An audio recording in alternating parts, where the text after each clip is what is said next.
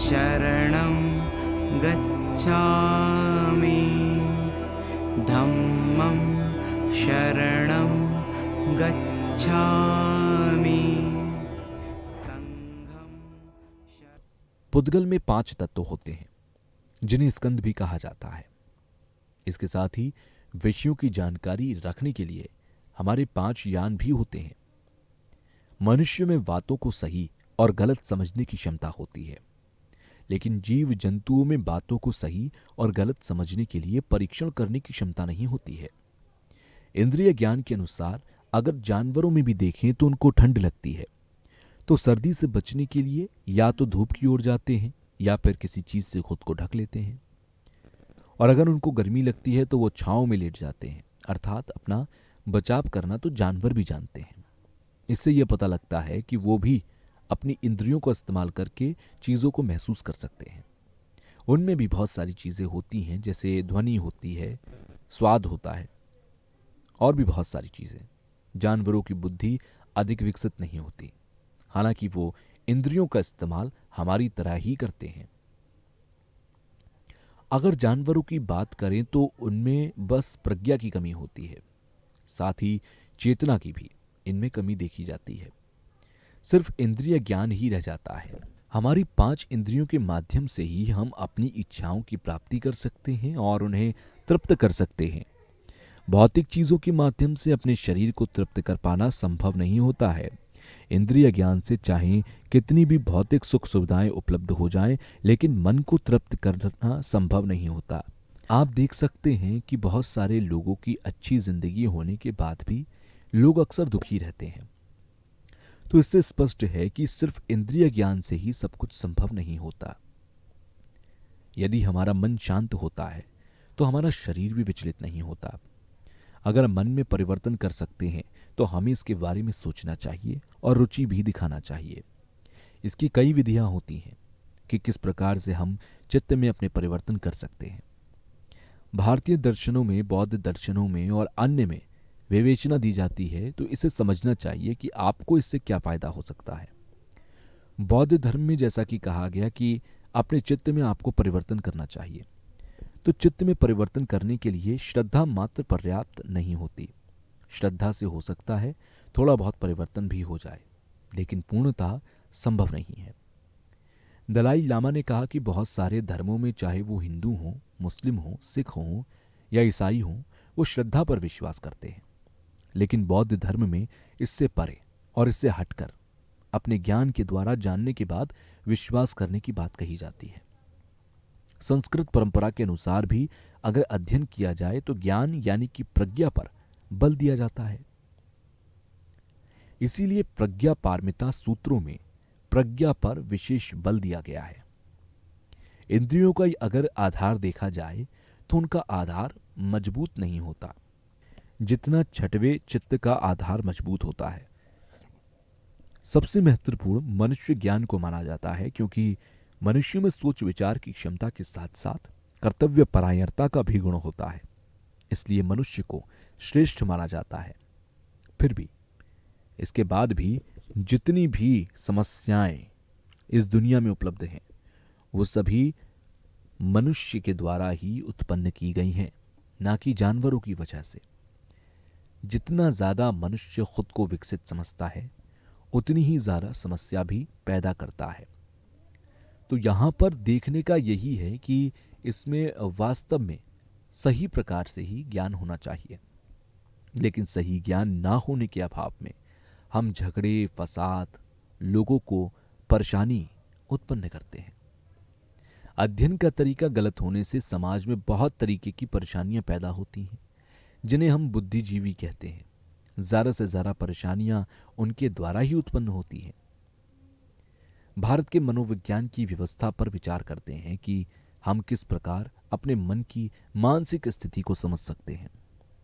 भगवान बुद्ध के समय से भी पहले मन की स्थिति को पढ़ने वाली विधियां थीं। लोग अपने मन की स्थिति को पढ़ने का प्रयास किया करते थे कि उनके अंदर जो क्लेश मौजूद है उन्हें किस प्रकार से नष्ट किया जा सकता है। इसके लिए वो विपश्यना और समर्थ का अध्ययन किया करते थे। लेकिन भगवान बुद्ध ने खुद कहा है कि हमारे जितने भी रूप या अरूप धातु में रहने वाले प्राणी हैं, उन सभी में क्लेश, अविद्या और अज्ञानता, मिथ्याचार होती है। इसकी वजह से हम भव चक्र से निकल नहीं पाते हैं। क्लेश की अगर हम जहां तक बात करें तो अविद्या इसका मूल अर्थात जड़ होती है, इसलिए अविद्या को नष्ट करना चाहिए। और तिब्बती परंपरा में एक कहावत भी है कि 100 बीमारियों का एक इलाज। इसका अर्थ है कि हमारे अंदर जितनी भी बुराइयां हैं उनकी मूल जड़ अविद्या है। अगर अविद्या को नष्ट किया जाए तो हमारे अंदर जो विकार हैं वो नष्ट हो जाते हैं। इसलिए भगवान बुद्ध ने इन विकारों और विद्याओं को नष्ट करने के लिए कई तरीके भी बताए हैं। अज्ञानता को ज्ञान यानी कि विद्या के द्वारा ही काटा जा सकता है या उसके बल के द्वारा ही नष्ट किया जा सकता है। माध्यमिक अवतार के जिन ग्रंथों का यहाँ पर अध्ययन किया जा रहा है, इसमें अंतिम पंक्तियों में भी करुणा के विषय में जोर दिया गया, क्योंकि जो लोग दुखी हैं या परेशान हैं यानी कि वो करुणा के पात्र हैं। माध्यमिक ग्रंथों के अलावा भी अन्य चीजों में देखेंगे तो आपको ये देखने को मिलता है। श्लोक नंबर 224 में देखें तो कहा जा रहा है कि जो लोग किरणों से बुद्ध की रोशनी करते हैं और अपने हाथ में जैतून होने की तरह महसूस करते हैं, शुरुआत से ही अपवाद के बिना 3 अस्तित्व की तरह होते हैं। नाम मात्र सत्य के बल से समाप्त किए जाते हैं, हालांकि वो हमेशा ही समाप्त की तरह अपने विचार रखते हैं। अज्ञानता को ज्ञान यानी कि विद्या के द्वारा ही काटा जा सकता है या उसके बल के द्वारा ही नष्ट किया जा सकता है। फिर भी संरक्षित प्रवासित प्राणियों के लिए वो करुणा उत्पन्न करते हैं और करुणा के पात्र भी होते हैं। बुद्ध के वचनों के द्वारा कई सारे अपवादों को नष्ट किया गया।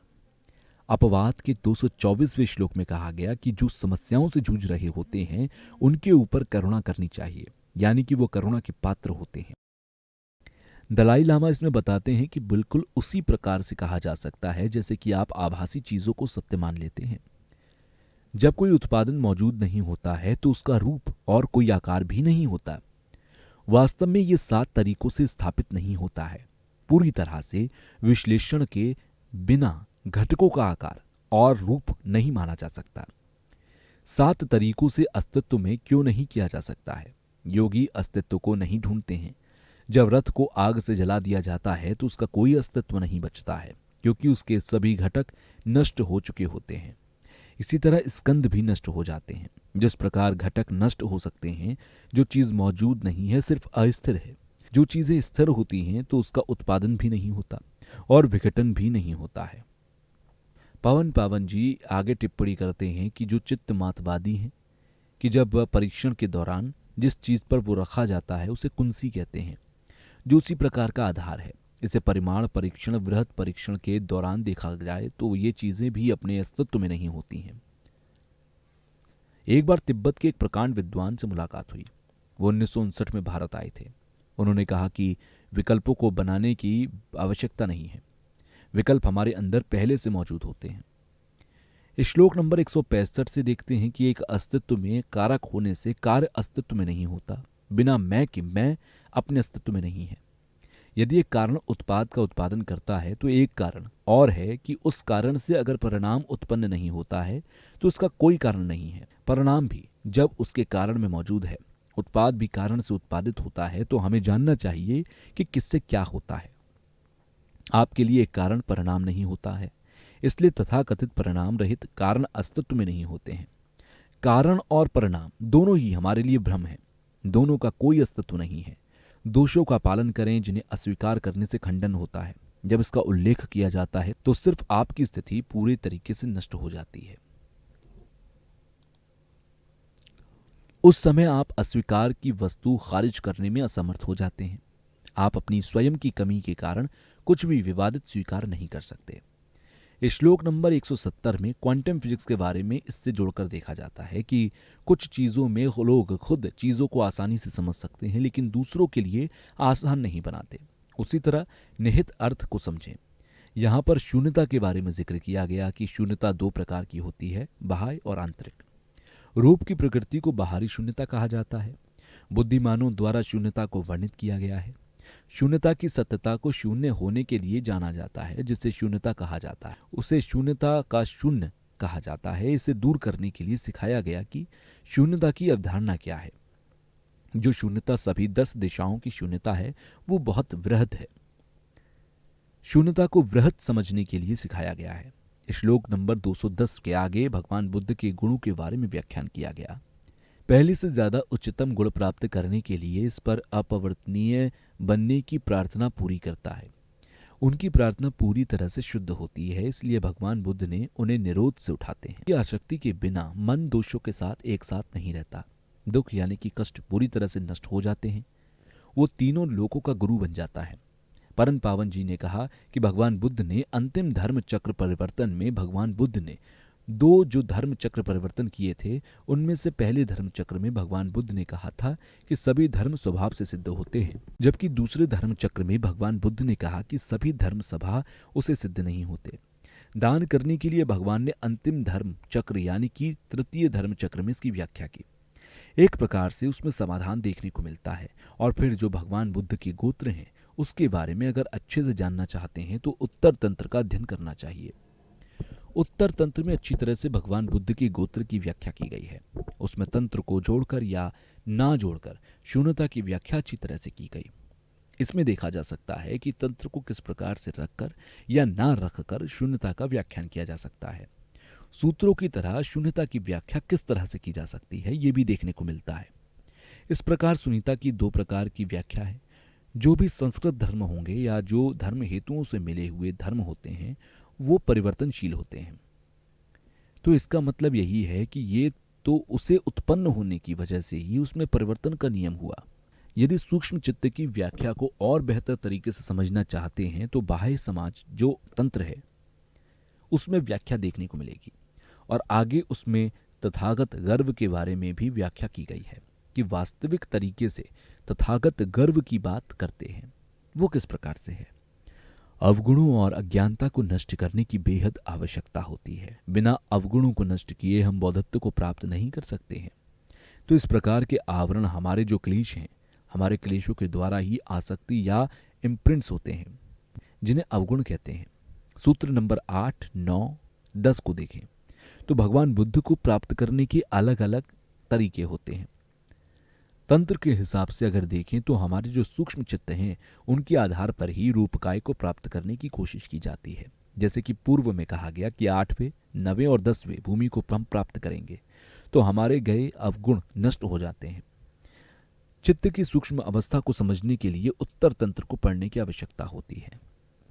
इसमें सभी बातों को स्पष्ट तौर पर कहा जाता है। तंत्र इस प्रकार से नहीं है कि आप थोड़े समय के अध्ययन के लिए ही उत्तर तंत्र इस प्रकार से नहीं है कि आप थोड़े समय के लिए अध्ययन करने के बाद ये समझें कि आपने शून्यता प्राप्त कर ली है।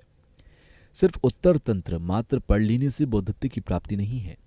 यदि सच में अवगुणों और अज्ञानता को नष्ट करना चाहते हैं तो शून्यता की वृहद अवस्था को समझना जरूरी है। नागार्जुन, आर्यदेव इत्यादि ने भी तंत्र से संबंधित जो रचना की है वो भी काफी महत्वपूर्ण है। इन ग्रंथों के माध्यम से शून्यता को प्राप्त करने की व्यवस्था और सूक्ष्म चित्त को प्राप्त करने की विस्तार से जानकारी दी गई। तथागत गर्व, सूक्ष्म चित्त और शून्यता इत्यादि के विस्तार से जानकारी इन ग्रंथों से मिलती है। इसके अतिरिक्त चंद्रकीर्ति के द्वारा ही रचित ग्रंथ का भी अध्ययन करना बेहद महत्वपूर्ण होता है। उन्होंने सूत्र और तंत्र दोनों के क्षेत्र में ही व्याख्या की, इसीलिए चंद्रकीर्ति के ग्रंथों का अध्ययन करना लाभदायक होगा। ये ग्रंथ बुद्धत्व के हर से असीमित तथ्य तक पहुंचने में समर्थ हैं। हालांकि भव चक्र को ये काट देते हैं। 9वीं भूमि पर सभी चीजें सत्य हैं, इसलिए सभी चीजों के विशिष्ट ज्ञान को प्राप्त कर लिया जाता है। भगवान बुद्ध की निर्वाण प्राप्त करने के बाद उनके शासन काल में छोटे मोटे कुल 18 निकाय बन गए थे। ऐसी भी मान्यता है कि भगवान बुद्ध संस्कृत नहीं जानते थे, इसीलिए तो संस्कृत परंपरा के घर में है। उनमें ऐसा कहा जाता है कि जो भी वचन संस्कृत भाषा में लिखे हुए हैं वो भगवान बुद्ध के वचन नहीं है। लेकिन रत्नावली में इसे सिद्ध करने के लिए नागार्जुन एक संगीत को दर्शाते हैं जिसमें जिक्र किया गया कि जो संस्कृत भाषा के वचन हैं वो भगवान बुद्ध के वचन हैं, ऐसा प्रमाणित किया गया। ऐसे लोग ये भी कहते हैं कि संस्कृत भाषा के जो बुद्ध वचन है वो बुद्ध के वचन नहीं है, यानी कि वो मूल वचन नहीं है। जबकि महायान में भी जो संस्कृत के वचन दिए गए उन्हें भी बुद्ध के वचन ना मानकर हिंदुओं द्वारा ली गई व्यवस्था कहा जाता है। संस्कृत परंपरा के जो भी वचन हैं वो बुद्ध वचन नहीं है, ऐसा नहीं कहा जा सकता। नागार्जुन ने कहा है कि इसके बारे में सिर्फ शब्दों से कह देना थोड़ा मुश्किल है, इसलिए पहले परीक्षण करें, उसके बाद बताएं कि वो भगवान बुद्ध के वचन हैं या नहीं है। इसलिए भगवान बुद्ध के कहे गए हर वचन का परीक्षण करना चाहिए और बुद्ध धर्म इस बात की पूरी छूट देता है कि आप परीक्षण करने के बाद ही भगवान बुद्ध द्वारा कही बातों का अनुसरण करें। इस बारे में दलाई लामा ने कहा कि एक बार उन्होंने कहा कि नागार्जुन भारतीय थे और उनके जन्म के करीब 400 वर्ष पूर्व भगवान बुद्ध का जन्म हुआ था। तब लोगों ने कहा कि हाँ, ये बात बिल्कुल सही है कि भगवान बुद्ध का जन्म नागार्जुन के जन्म के करीब 400 वर्ष पूर्व हुआ, इसलिए नागार्जुन द्वारा कही बातों को मानना जरूरी है। उन्होंने बातों का परीक्षण करने के बाद ही भगवान बुद्ध के वचनों का पालन किया होगा। इसलिए सिर्फ शब्दों से यह कह देना ठीक नहीं है कि ये भगवान बुद्ध के वचन नहीं है। इनका परीक्षण करके शुद्ध करना जरूरी है। भगवान बुद्ध के 4 आर्य सत्य, उसके बाद शून्यता और फिर धर्म चक्र का अध्ययन आदि को विस्तारित किया गया। जो प्रकांड विद्वान हैं उन्होंने कहा कि सूत्र को जानकर ही तंत्र को समझा जा सकता है, इसलिए पहले सूत्र को समझना चाहिए और फिर तंत्र को जानने का अभ्यास करना चाहिए। शरणं गच्छामि धम्मं शरणं गच्छामि